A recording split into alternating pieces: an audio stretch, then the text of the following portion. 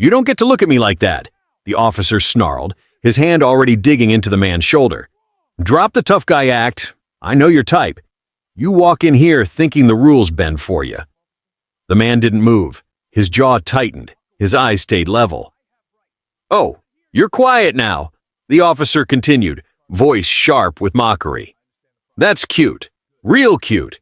Big muscles, calm face. Let me guess, you practice that in the mirror? You think silence makes you respectable? The man finally spoke, low and controlled. You put your hands on me for no reason. Take them off. The officer laughed, loud enough to turn heads. Hear that? He's giving orders now. He leaned in, breath heavy with contempt. You people always do this. Play innocent. Act offended, like the world owes you patience. You're embarrassing yourself, the man said, and everyone here can see it. That did it. In one violent motion, the officer shoved him, backward, hard. His shoulder slammed into a stacked display of cereal boxes. Cardboard burst open, boxes spilled onto the floor. Don't you dare talk down to me, the officer barked. You're nothing in this aisle, nothing, and I will remind you of that. Phones came out. Someone gasped. Hands where I can see them, the officer shouted, even though the man's hands were already visible. Stop resisting. I am not resisting, the man said, breathing slow, measured. You're creating a scene, the officer sneered. Oh, I'm creating it. Look at you, standing there like you're better than everyone else. You think because you wear that posture, because you learned how to stand straight, that you're special? The man swallowed once. His voice stayed steady. You don't get to degrade me to feel important. The officer leaned closer, eyes cold. Watch me. Malik Carter, 34, black, dark brown skin, tall with a powerful, disciplined build, stood in the middle of a grocery store aisle wearing a plain gray hoodie and jeans. No jewelry, no flash. His posture was instinctive, balanced, calm, controlled. The kind of stillness learned under pressure, not in comfort. A Navy SEAL on leave, though nothing about him announced it. The man shoving him knew none of that, or pretended not to. Officer Daniel Reeves, 41, white, broad-shouldered, clean-cut, his badge catching the fluorescent light, wore the confidence of someone used to being believed. His voice carried authority and, more dangerously, entitlement. He had already decided who Malik was before the first word was spoken. Reeves tightened his grip and turned slightly, angling Malik's body so the small crowd could see. Everyone look, Reeves said loudly. This is what happens when someone refuses to follow simple instructions. I followed every instruction you gave, Malik replied. You escalated this, Reeves scoffed. Escalated? You walked in here with that look, like you were daring someone to challenge you. That's in your head, Malik said. Reeves's smile vanished. Careful. A store employee hovered near the end of the aisle, frozen. Another slipped away, already moving toward the manager's office. The choreography was too smooth. Sir, please, someone began from behind. Stay back, Reeves snapped. This individual is being non-compliant. Malik felt the weight of the words settle over him like a sentence already passed. Non-compliant. The officer pushed him again, just enough to provoke, not enough to look excessive on a shaky phone camera. You see how tense he is, Reeves narrated to the crowd. That's aggression. That's how it starts. Malik exhaled through his nose. Every instinct in his body screamed to react, to correct the imbalance, to control the threat. He didn't. He locked it down, discipline over impulse. You want me to explode, Malik said quietly. So you can justify what you're doing. Reeves's eyes flickered, just for a second. Then he laughed again, louder, crueler. Listen to him psychoanalyze me. You hear that, folks? Always got an excuse. Always got a story. A woman near the dairy case whispered, This feels wrong. Reeves shot her a look. She went silent. ID, Reeves demanded, palm out. Now. For what reason? Malik asked. For my reason, Reeves replied. And if you don't like it, that's your problem. Malik reached slowly into his pocket, deliberately. He handed over his wallet. Reeves flipped it open, glanced, then smirked. Malik Carter, he read aloud. Figures. He snapped the wallet shut and didn't give it back. You think a name like that scares me? Reeves said. You think it gives you power? It gives me rights, Malik said. Reeves leaned in, voice dropping to a venomous whisper meant only for Malik. Not today. That was when Malik noticed it. 2 store employees positioned at opposite ends of the aisle, a security guard already walking toward them. Reeves wasn't improvising. This wasn't a misunderstanding. This was a setup. Reeves raised his voice again. I'm placing you under investigation for disorderly conduct. For standing still? Malik asked. For your attitude, Reeves replied. The crowd murmured. Phones kept rolling. Malik looked straight into Reeves's eyes. You're going to regret this. Reeves smiled thinly. People like you always say that. If you have ever been judged before you were heard, if you've ever been made guilty just for standing where you stood, then what happens next with Malik Carter will make you hold your breath. Don't forget to like and subscribe and stay with Dignity Voices, because in the next reveals how fast a lie becomes procedure. System turns cruelty into procedure. They arrived in layers, not rushing, not arguing, sliding into place like this aisle had been reserved for them long before Malik Carter walked into it. Officer Reeves stepped back just enough to let authority multiply. A man in a navy blazer appeared first. Store management, mid-40s, pale, nervous smile stretched too tight. He didn't look at Malik. He looked at Reeves. What's going on? The manager asked, already knowing which answer he needed. Customer became aggressive, Reeves said smoothly. Refused to comply. We're de-escalating. Malik's head turned. That's a lie. The manager flinched, then straightened. Sir, please lower your voice. I'm not raising it. Reeves tilted his head, amused. See? Argumentative. A security guard joined them, heavy-set, arms crossed, positioning himself half a step behind Malik, close enough to be felt. The aisle narrowed. The air thickened. This will go easier if you cooperate, the guard murmured. Not a suggestion, not a threat. Something in between. Malik realized what was happening. This was no longer about what happened. It was about how it would be written. Reeves pulled a small notebook from his pocket. Not his body cam. Paper. Old school. I'm documenting, Reeves announced. Time, witnesses, behavior. He didn't ask for names. He pointed. You, and you, and you. 3 shoppers froze as Reeves selected them like props. Did you observe the individual raising his voice? Reeves asked. A middle-aged man hesitated. I mean, it was tense. Thank you, Reeves said, already writing. Raised voice. A woman shook her head slightly. I didn't really see. Reeves's eyes flicked up. Just a glance. She swallowed. I guess it looked confrontational. Appreciate it, Reeves said. Malik felt the ground shift under his feet. Consensus was being manufactured in real time. I want a supervisor, Malik said. Reeves smiled. Already looped in. As if summoned by the word, another uniform appeared at the end of the aisle. Sergeant Stripes, calm face, clipboard. Sergeant Paul Whitman, white, late 50s, eyes that had seen enough complaints to know how to survive them. What do we have? Whitman asked. Reeves didn't miss a beat. Male subject refused instructions, created disturbance, potential disorderly conduct. Whitman looked at Malik for the first time. A long look, evaluating, measuring risk.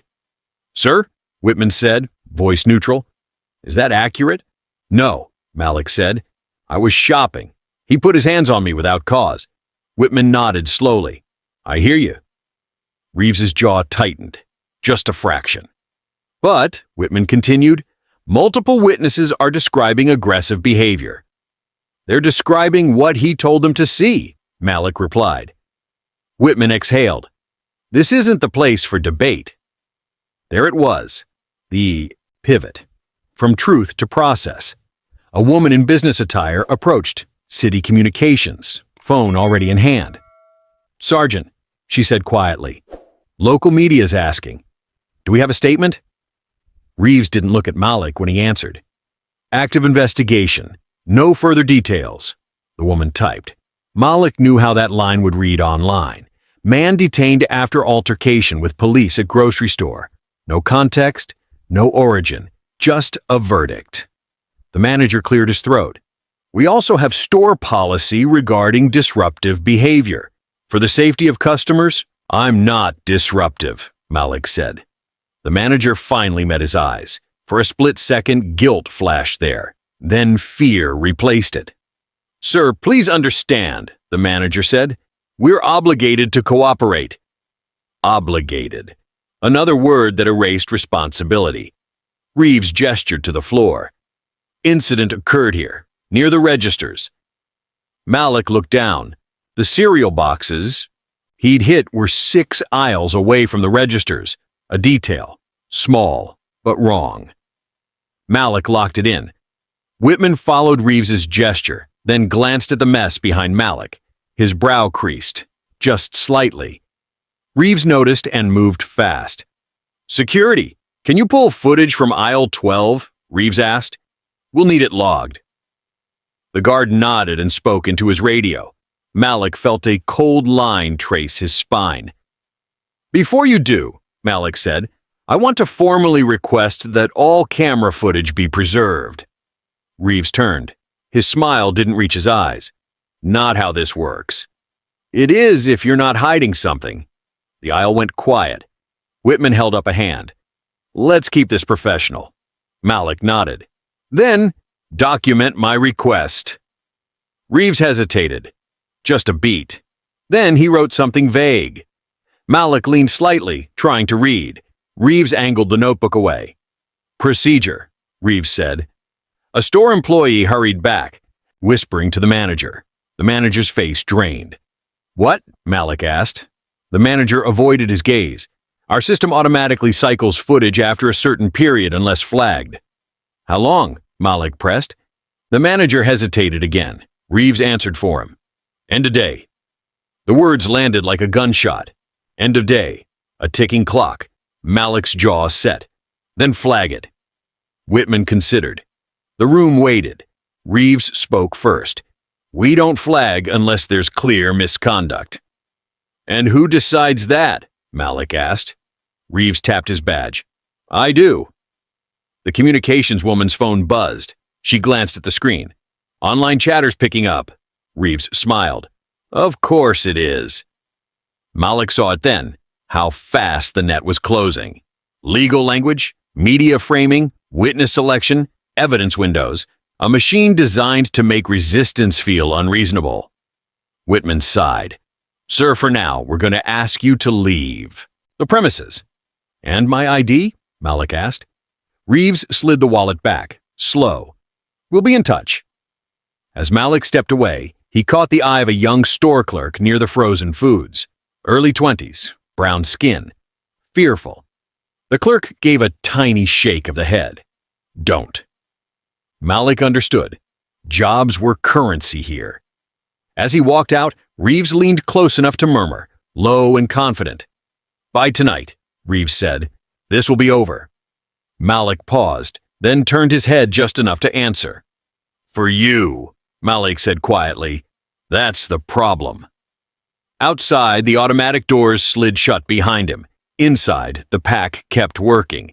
And somewhere above aisle 12, a camera light blinked, waiting to be erased.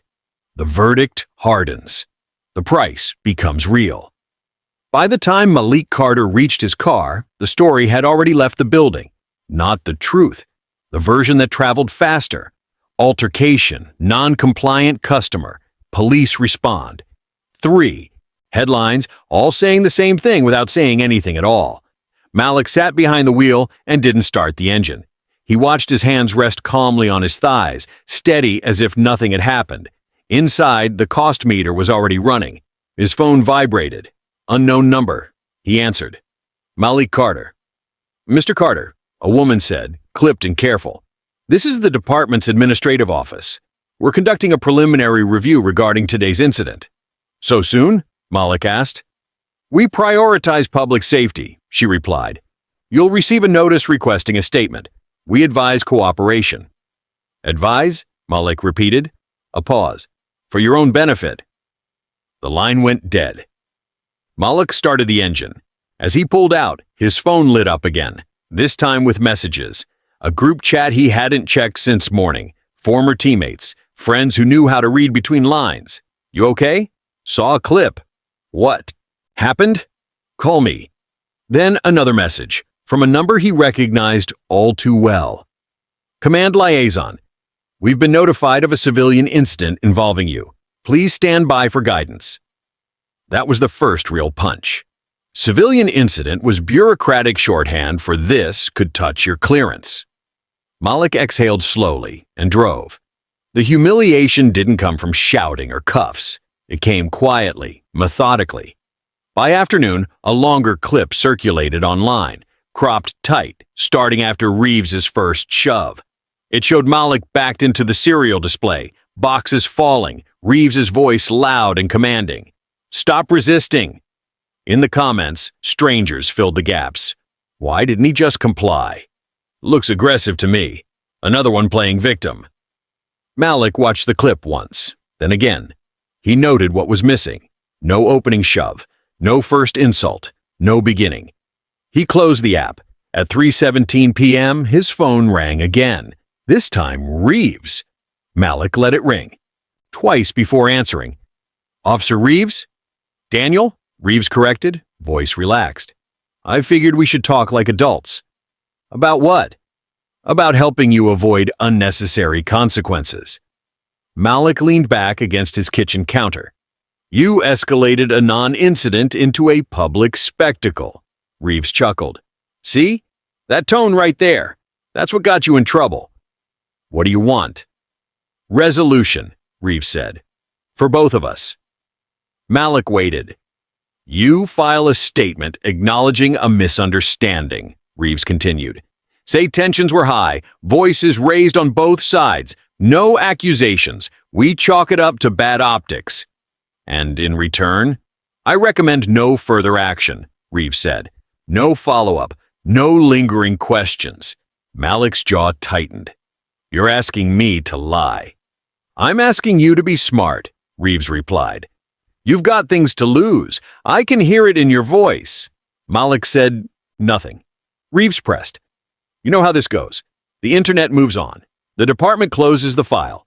You keep your life. And if I don't? A beat. Then Reeves's voice cooled. Then this becomes a pattern review. Your name stays attached, and the story doesn't improve. Malik pictured the young clerk by the freezer, shaking their head. Jobs were currency, silence was protection. I'll think about it, Malik said. Do that, Reeves replied. But not too long. The line clicked off. Malik stood alone in the quiet. That was the poison deal. At 4:02 p.m., Malik met with Marcus Hale, a neutral IT contractor who serviced several local retail chains. They sat in a coffee shop 2 blocks from the store. Marcus kept his voice low. I'm not supposed to talk about internal camera architecture. I'm not asking you to, Malik said. I'm asking you to explain something. Malik slid his phone across the table. On the screen was a still from the circulating clip. The officer claims the first contact happened near the registers, Malik said. But I was shoved into aisle 12. That means the footage starts late. Marcus frowned. You're sure? I know where my back hit, Malik said. Marcus glanced around, then leaned in. Most stores run overlapping angles. Aisle 12 should have at least 2 feeds. But only one clip surfaced, Malik said. Marcus nodded slowly. That suggests manual selection. Who can do that? Malik asked. Marcus hesitated. Store management or law enforcement with cooperation. Malik felt a hard clarity settle in. What about timestamps? Malik asked. If untouched, they're locked to the server clock, Marcus said. If altered, there'll be discrepancies. Malik held Marcus's gaze. Can you check? Marcus swallowed. I shouldn't. I'm not asking you to break rules, Malik said. I'm asking you to tell me if the rules were already broken. Marcus looked away, conflicted. Footage auto-cycles at end of day unless flagged, Marcus said quietly. If there's tampering, the logs will show it. But access is sensitive. Malik nodded. I just need one thing. Confirmation. Marcus exhaled. I'll see what I can do. A small piece, not enough, but something. By evening, the cost doubled. Malik's command liaison called back. We need to document this, the liaison said. For transparency. I welcome it, Malik replied. Understand. The liaison continued carefully. Public perception matters. Avoid statements that escalate. Translation. Don't fight too loudly. After the call, Malik checked his email. A formal notice from the department. You are requested to provide a written statement by 9 a.m. tomorrow. The clock wasn't just ticking. It was closing in. At 7:41 p.m., Malik's phone buzzed with a message from an unfamiliar contact. Store clerk. I'm sorry. They told me not to talk. I can't lose this job. Malik stared at the words. He typed back, I understand, and meant it. That was the moment the humiliation fully settled. Not his anger, but his weight. They were going to make him carry this alone. At 8:19 p.m., Marcus texted again. Marcus, there's a mismatch. Server time doesn't align with the clip. Someone touched it. Malik closed his eyes. That was it. The small piece. Proof of contradiction. Still not enough to win. Yet. Because at 8:47 p.m., another clip dropped online. Longer, clearer, louder. It showed Malik speaking firmly, Reeves barking commands, shoppers watching. The caption read, Body cam audio confirms officer commands were ignored. Malik listened carefully. The audio cut in mid-sentence. Edited, but convincing. Within minutes, comments flipped. See? He was arguing. Why didn't he just comply? Malik understood the message. They were sealing the narrative tonight. If he stayed quiet, he might survive it. If he fought, he'd be crushed first. He set his phone down and stood. The cost was no longer hypothetical. Reputation, career, future, all on the table. Malik looked at the clock. 9:02 p.m. Footage purge was coming, and the system was betting he wouldn't dare challenge it. They were wrong. If you've ever been offered peace in exchange for silence, if you've ever been told the truth is too expensive, then don't look away now. Like and subscribe and stay with Dignity Voices, because in the next, the trap snaps shut, the clock starts ticking, and Malik has one last chance to reach the final piece before everything disappears. The net tightens. The countdown becomes real. At 9:11 p.m., Malik Carter's phone chimed with an automated email. Subject: Notice of evidence. Retention body. Footage associated with incident number 472 will be retained in accordance with policy. Retained. Not preserved, not locked. Retained in accordance with policy, the kind of phrase that meant until it isn't. Malik read it twice, then set the phone face down on the table. This was how traps closed. Quietly, politely, with language that sounded reasonable enough to stop people from asking the next question. He didn't pace, he didn't swear, he didn't call anyone to vent. He opened a notebook and wrote 3 lines. End of day equals Purgia statement, due 9 a.m. Narrative sealed if I miss the window. The clock wasn't abstract anymore. It had teeth. At 9:26 p.m., Marcus Hale called. I shouldn't be doing this, Marcus said the moment Malik answered. I know, Malik replied. You don't have to do anything you're not comfortable with. A pause, breathing on the line. I checked the server header, Marcus said. The clip circulating online. Its timestamp metadata doesn't match the server clock. How far off? Malik asked. 7 minutes, Marcus said. That doesn't happen accidentally. Malik closed his eyes. What about the other angle? Another pause, longer this time. There is another angle, Marcus admitted. Auxiliary camera, not mapped on the public system. It syncs through the freezer alarm network. Can you access it? Malik asked. Marcus exhaled. I can see that it exists. Access is restricted. To who? Store admin and law enforcement with cooperative credentials. Malik's jaw set. So they can flag what helps them and let the rest die. Yes, Marcus said quietly. And Malik, once the nightly cycle runs, the raw cache is overwritten. Even I can't pull it back. What time? Malik asked. Midnight, Marcus replied. 3 hours. The trap wasn't just closing, it was scheduled. At 9:48 p.m., Malik drove back toward the store, not to confront anyone, not to make a scene, to observe. The parking lot lights hummed. Inside, the store looked normal. Too normal. He walked the perimeter, eyes up, counting cameras. He spotted the auxiliary unit above aisle 12, small, recessed, its indicator light steady. That was the key. But a key meant nothing without proof of tampering. Malik's phone buzzed again. Unknown. You need to stop.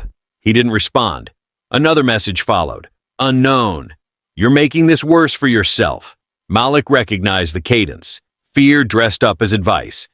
At 10:03 p.m., he received an internal affairs calendar invite for the morning. Mandatory attendance. Attached was a draft summary of the incident. He read it once, then again. The first paragraph labeled him agitated. The second cited multiple witnesses. The third referenced body cam corroboration. No mention of the shove, no mention of aisle 12, no mention of his request to preserve footage. They weren't investigating anymore. They were confirming. Malik forwarded the document to himself and marked the discrepancies in red.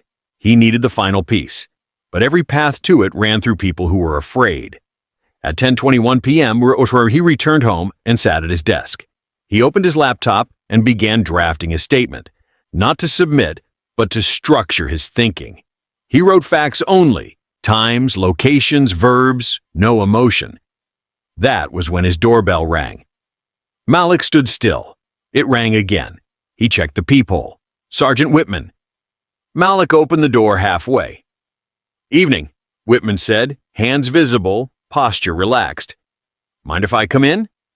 Yes, Malik said evenly. I mind. Whitman nodded.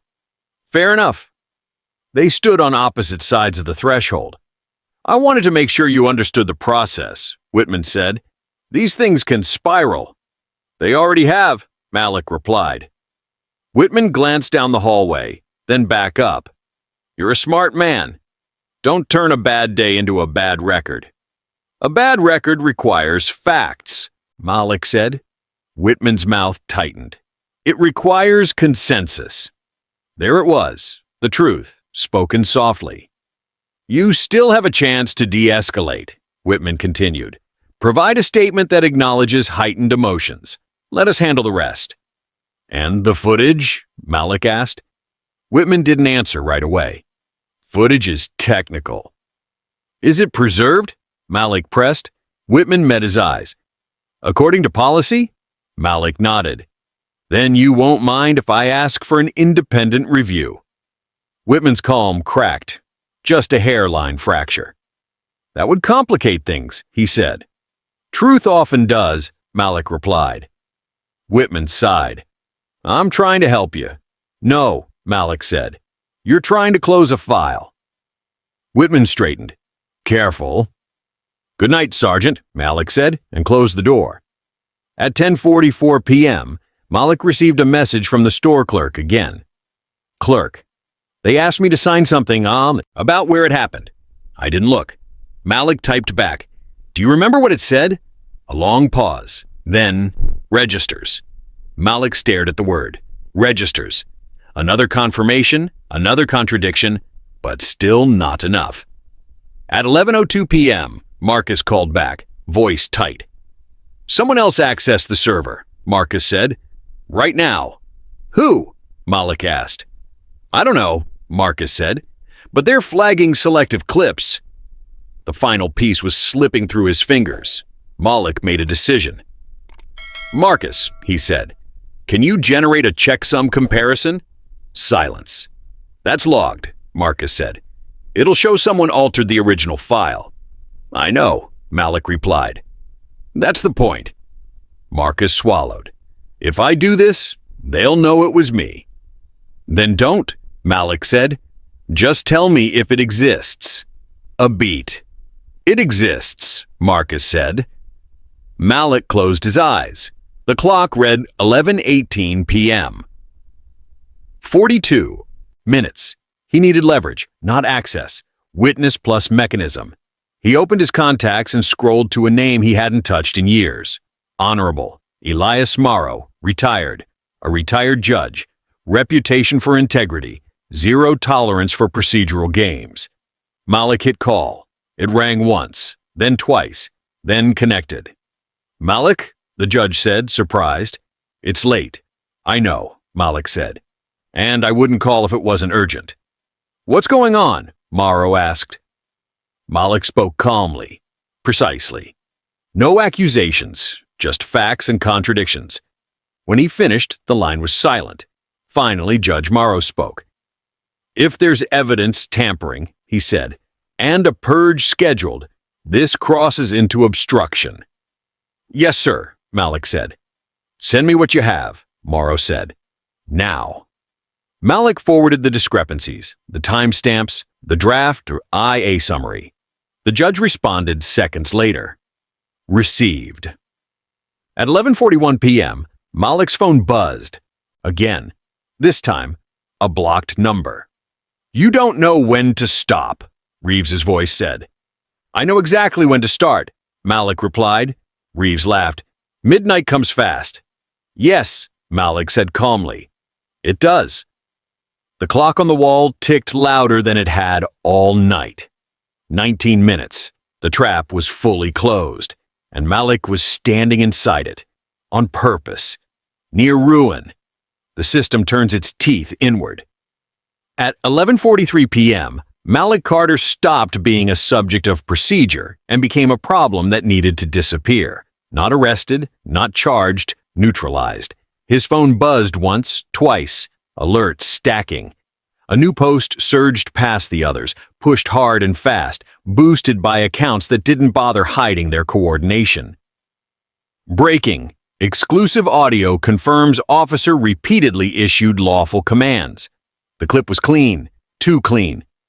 Reeves's voice crisp, authoritative. Malik's voice clipped down to fragments. Tone without context. Firmness. Stripped of meaning. It was surgical. Malik listened with his eyes closed and mapped the edits by breath. Where Reeves paused. Where Malik's words had been spliced mid-syllable. Where silence had been replaced with implication. This wasn't proof. It was persuasion. The comments turned on a dime. He was defiant. You can hear it. Another fake tough guy. Malik set the phone down. The clock on the wall read 11:46, 14 minutes. The purge was almost here. A knock hit his door, sharp, urgent, too late for courtesy. Malik stood still, listening. Another knock, heavier. Malik, a voice called. Security. He didn't answer. His phone rang immediately after. Unknown number. Open the door, Reeves said when Malik picked up. Let's not make this dramatic. Get off my property, Malik replied. You're interfering with an active investigation, Reeves said. You don't want to add that to the list. What list? Malik asked calmly. The one you're writing as you go? Reeves chuckled. Still talking like you've got leverage. Malik glanced at his laptop. Judge Morrow's email thread open, the files marked received. I do, Malik said. You just don't know it yet. The laughter stopped. Outside, boots shifted. A radio crackled. Malik's phone buzzed with a message. Store clerk. They're asking me to come in right now. They said it's about clarifying my statement. clarifying. The word tasted like bleach. Malik typed back, "Do not sign anything you don't understand." 3 dots appeared, then vanished. Another message came through from Marcus. Marcus, they locked me out. Malik's jaw tightened. When? Marcus. 5 minutes ago. Admin override. Malik pictured it clearly. The packed closing ranks. The door to the server room shutting. Access logs rewritten. Responsibility diffused. The knock at the door stopped. Malik didn't relax. That's when the notification hit. Live. Press conference. He clicked. Reeves stood at a podium outside the grocery store. Lights bright. Badge polished. Sergeant Whitman a step behind him. City communications at his side. Reeves spoke with calm gravity. Earlier tonight, officers responded to a disturbance involving a male subject who became verbally aggressive when approached. Malik watched himself become a silhouette in Reeves's mouth. "We attempted de-escalation," Reeves continued. "Unfortunately, the individual refused repeated lawful commands." A reporter raised a hand. "Is this individual known to law enforcement?" Reeves paused, just long enough to be intentional. "There have been prior contacts," Reeves said carefully. It was a lie, but it sounded like history. Malik's phone buzzed again. "Command liaison. This is escalating.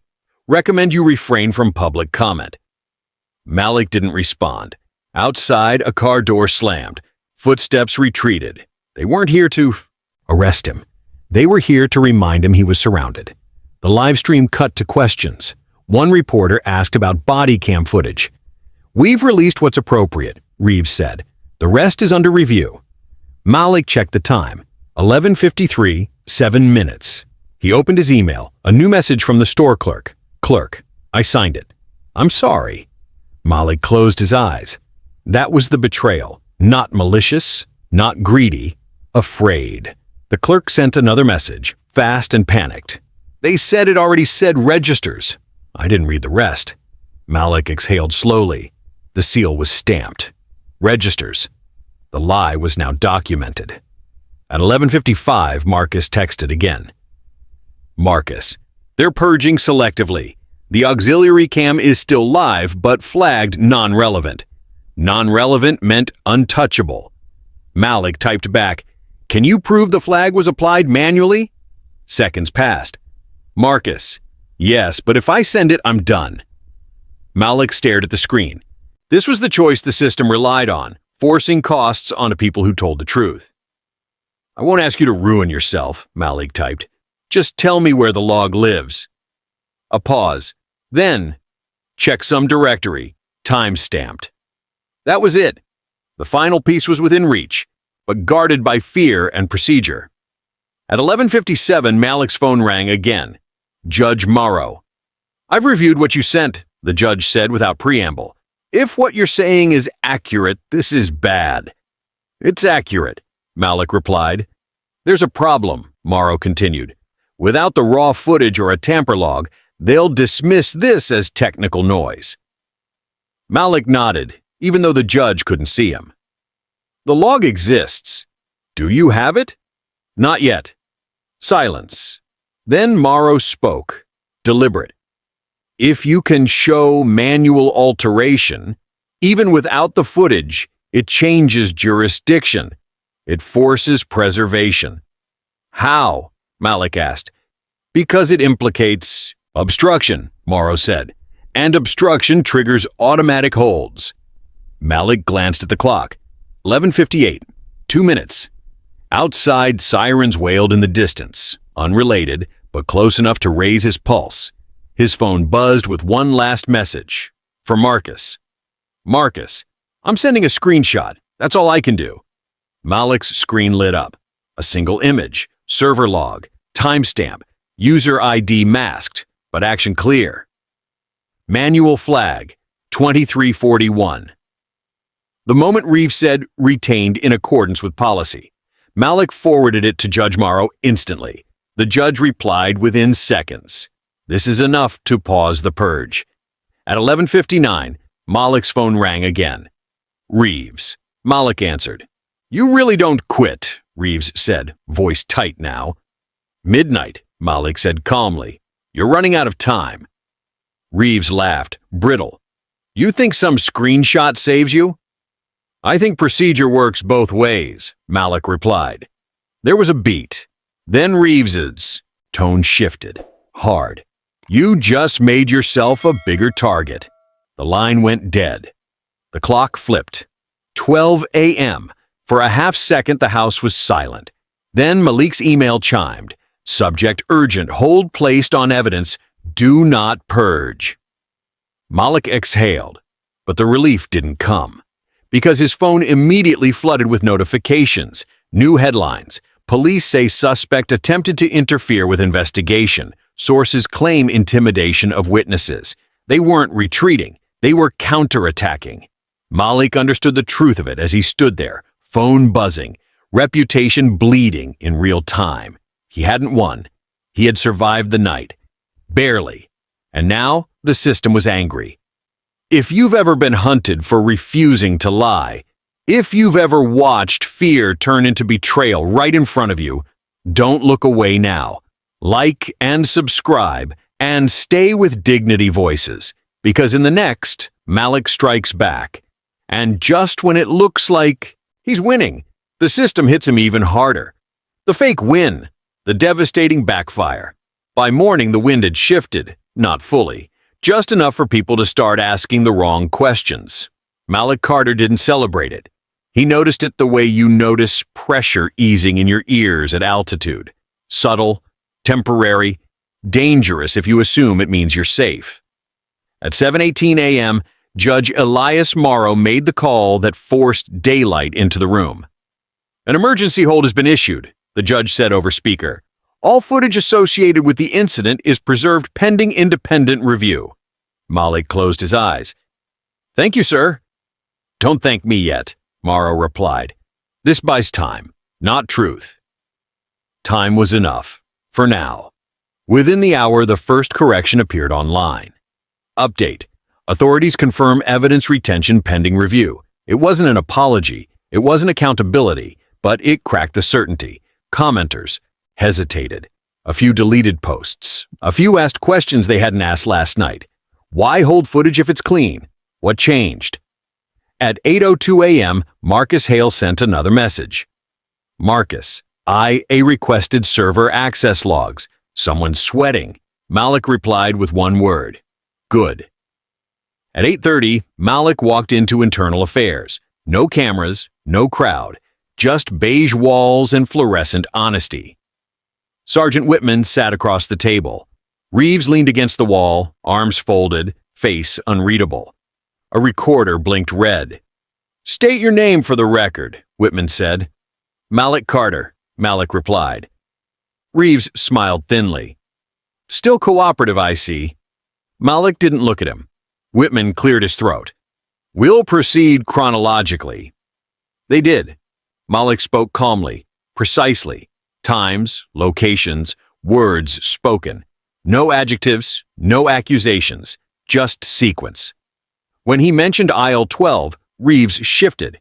When Malik referenced the server timestamp mismatch, Whitman glanced up sharply. Do you have documentation? Whitman asked. Malik slid the screenshot across the table. Silence. Whitman studied it. Reeves leaned forward now. That's technical noise, Reeves said. Anyone can screenshot anything. Marcus's name came up. Whitman asked, Who is Marcus Hale? A contractor, Malik replied. Neutral, Reeves scoffed. Disgruntled tech with an axe to grind. Is he? Malik asked. Then why revoke his access last night? Reeves's jaw tightened. The recorder hummed. Whitman raised a hand. Officer Reeves. Reeves straightened. I followed procedure. Malik looked at him for the first time that morning. Procedure doesn't explain why the incident location was logged at the registers. Reeves opened his mouth. Whitman cut in. The store manager signed that statement. And the clerk who witnessed it? Malik asked. Why did their account change after midnight? Reeves laughed once, sharp. You really think you're clever, don't you? Whitman shot him a look. Malik stayed still. He let the silence do the work. This was the false victory. The room felt different now, not friendly, but uncertain. By 10:12 a.m., word leaked. Not from Malik, from someone inside the pack. Sources say discrepancies found in timeline of grocery store incident. The headline ran cautiously, but it ran. Reeves checked his phone and frowned. Outside the IA building, reporters gathered. Not many, but enough. When Reeves stepped out, microphones tilted toward him. "Officer Reeves," a reporter called. "Can you address the timeline discrepancies?" Reeves smiled for the cameras. "We welcome transparency." That sentence would come back to haunt him. At 11:04 a.m., Marcus sent a final message. "Marcus, they're requesting checksum verification. That means they're cornered." Malik exhaled. For the first time since the shove, something like hope stirred. By noon, the narrative cracked wider. A former prosecutor tweeted, "If timestamps were altered, that's not optics. That's obstruction." The crowd didn't turn on Reeves, but it leaned. At 12:47 p.m., Reeves called Malik directly. "You think you're winning," Reeves said, voice low. "I think the truth is inconvenient," Malik replied. Reeves laughed. "Truth doesn't matter. Timing does." Malik frowned. "You already used that card." Reeves paused, then said, "No, I saved the real one." At 1:06 p.m., it dropped. A new clip, longer, cleaner, branded with official seals, body cam, full audio released. Malik watched it once, then again. This one started earlier, too early. It showed Malik speaking firmly, controlled, precise, but framed as challenging authority. The captions emphasized tone over content. Pauses were shortened. Reeves's insults were absent. Commands were stacked. It told a story, a convincing one. Within minutes, the questions turned. Why was he arguing instead of complying? He sounds confrontational. This changes things. News outlets updated headlines again. New footage complicates claims in grocery store incident. Complicates. That word erased momentum. Malik felt the floor tilt under him. His phone rang. Judge Morrow. "I've seen the release," the judge said. "They moved fast." "It's edited," Malik replied. "I believe you," Morrow said. "But belief isn't leverage." Outside, Reeves held another press appearance. "This audio provides context," Reeves told the cameras. "It shows why officers perceived a threat." Malik watched Reeves perform sincerity like armor. At 2:18 p.m., the command liaison called. "This is becoming messy," the liaison said. "There are concerns about your judgment." Malik closed his eyes. "Based on edited material." "Public perception," the liaison replied. "We may need to reassess." Reassess meant suspend. The cost surged. By mid-afternoon, the online tide reversed again. The same accounts that boosted Reeves last night boosted this now. Coordinated. Relentless. Malik sat alone at his desk as notifications stacked. He had won the morning and lost the day. At 4:02 p.m., Marcus texted one last time. "Marcus, they're blaming me. I'm done." Malik typed back, "I'm sorry." He meant it. At 5:19 p.m., a memo leaked. Internal review ongoing. No determination at this time. Translation: stall until people get bored. Malik stood at his window and watched the sun dip behind the buildings. This was worse than scene 5, because now he'd shown his hand, and the system had shown it could still hit harder. His phone buzzed again. "Reeves," Malik answered. "You had your moment," Reeves said softly. "Now you're finished." Malik said nothing. "You pushed too far," Reeves continued. "People don't like complications." "You're afraid," Malik replied. Reeves chuckled. "Of you? No." "Of what you hid," Malik said. The line went silent. Then Reeves spoke, slower now. "You don't have the final piece." The call ended. Malik stared at the dark screen. The false victory was complete. He had shaken them. And in return, they had buried him deeper than before, publicly doubted, professionally exposed, isolated. But as Malik sat back down, one thought cut through the noise with surgical clarity. If Reeves was still calling, still warning, then something vital was still missing, and someone in the pack was starting to crack. The final piece. The system turns on itself. The crack didn't come with a bang. It came with a pause. At 6:11 p.m., while the internet argued over tone and authority, Malik Carter's phone vibrated with a message that didn't belong to the noise. Unknown. You were right. They're burning everything. Malik didn't answer. Another message followed. Slower this time. I can't carry this alone anymore. Malik stared at the screen. He didn't rush. He didn't ask who it was. He waited. 3 dots appeared. Then a name. Unknown. Evan Pike. Malik's memory surfaced the file instantly. IT vendor.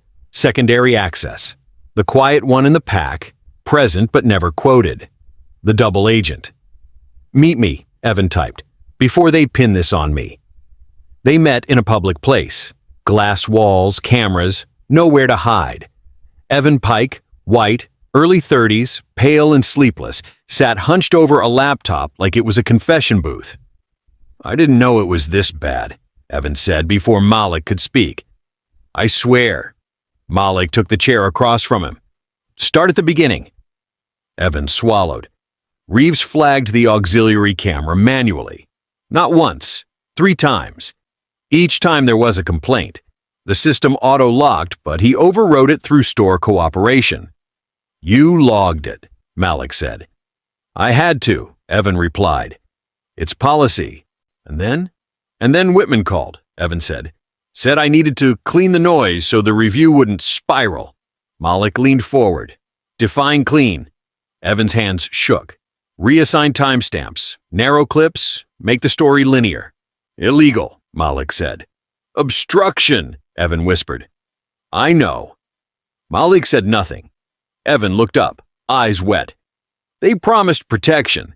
Then this morning they revoked my access and leaked my name. I'm the fall guy. Malik nodded once. What's the final piece? Evan opened the laptop and turned it around. A folder. A UX-CAM, RAWCACHE inside. Server headers, checksum histories, override authorizations. One file highlighted in red. pattern_report.pdf. Evan's voice dropped. It's not just you. Malik opened the report.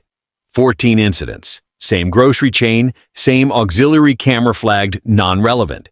Same officer name appearing in the override metadata. Daniel Reeves. Each time, a complaint surfaced. Each time, footage vanished or reappeared edited. Each time, no discipline. Malik felt the room steady around him. This wasn't chaos. It was design. You kept this, Malik said. I was scared, Evan replied. But I kept it. Malik met his eyes. Then you're not the villain here. Evan exhaled like he'd been holding his breath for years. At 7:02 p.m., Malik sent the package to Judge Morrow. At 7:04, Morrow called back. This is systemic, the judge said, voice sharp now. This isn't misconduct. It's a mechanism. Yes, sir, Malik said. I'm issuing a referral, Morrow continued.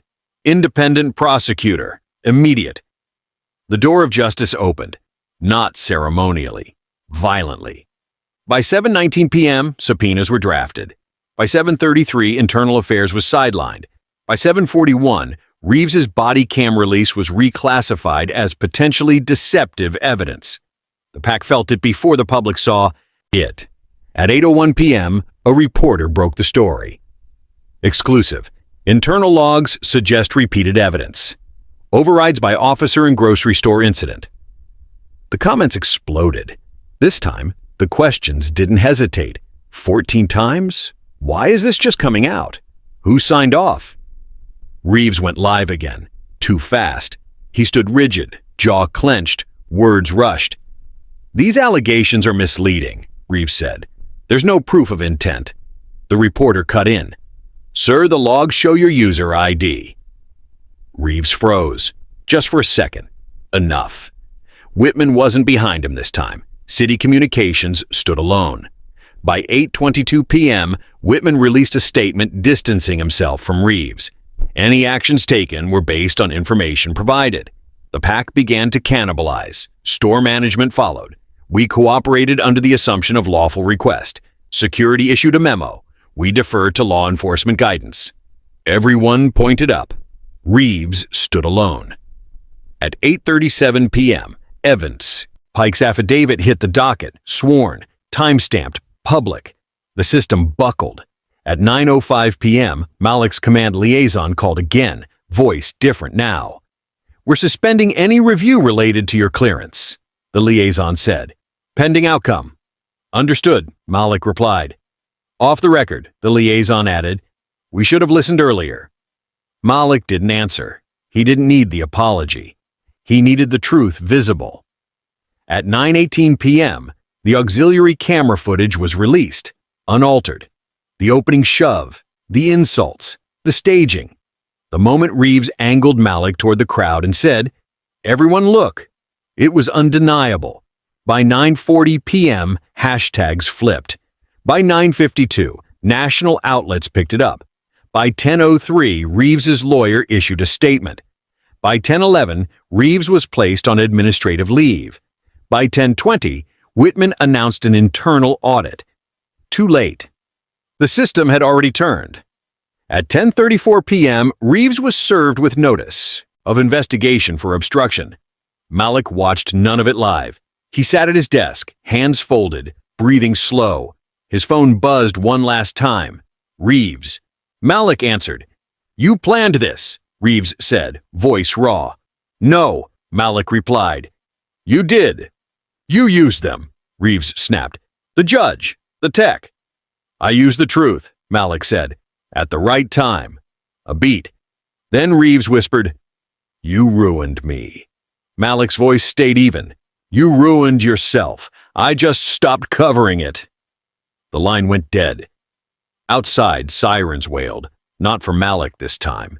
The loops closed all at once. Why was Malik targeted? Because Reeves had a system that required silence. What was the bigger secret? A pattern hidden by procedure. Who betrayed whom? Everyone. Until they couldn't anymore. What was the final piece? Logs that couldn't be argued with.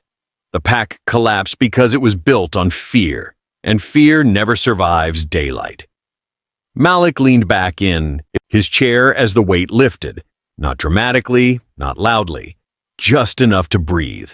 The system had entered. There was no way out. The consequences didn't arrive with a single headline. They arrived in layers. Quiet at first, then unavoidable. By morning, Officer Daniel Reeves was no longer standing behind a podium. His badge was surrendered pending investigation. Administrative leave became an internal suspension. Suspension became a referral. The language hardened the way it always does when protection finally fails. Internal Affairs issued a statement, carefully worded, defensively late, acknowledging procedural irregularities. The city followed with another, independent oversight engaged. The grocery chain announced cooperation. Store management quietly reassigned 3 people whose signatures now lived in a public docket. No one used the word conspiracy. They didn't need to. The pattern spoke for itself. 14 incidents, 14 silences. 1. Mechanism. The auxiliary camera policy was rewritten within 48 hours. Any use of force incident now triggered an automatic preservation lock across all angles. No manual override, no selective relevance, no midnight erasure. An external audit firm was contracted. A civilian review board expanded its mandate. It wasn't justice in the cinematic sense. It was better. It was structural. Malik Carter didn't attend the press conference. He didn't give interviews. When a reporter asked him how it felt to be vindicated, Malik answered with a sentence that ended the question. "I wasn't trying to win," he said. "I was trying to stop this from happening again." Behind the scenes, the case continued its slow, necessary grind. Depositions, log reviews, emails no one thought would ever be read aloud. The pack, once airtight, fractured under oath. Each role tried to narrow its responsibility. Each narrowing revealed another seam. Reeves's last weapon, the edited body cam, was reclassified as deceptive evidence. That single ruling unraveled everything that came before it. What had once been context became manipulation. What had been tone became intent. For Malik, restoration didn't look like celebration. It looked like a quiet call from his command liaison. "Your record is clean," the liaison said. "Always was." Malik thanked him and ended the call. It looked like a message from the store clerk. Short, relieved, ashamed, human. "I'm sorry. Thank you for not hating me," Malik replied with the same words he'd used before. "I understand." And it looked like a final email from Judge Elias Morrow. "The hold is permanent. The system has been corrected. That matters more than any verdict." Malik closed his laptop and sat in the silence that followed the storm.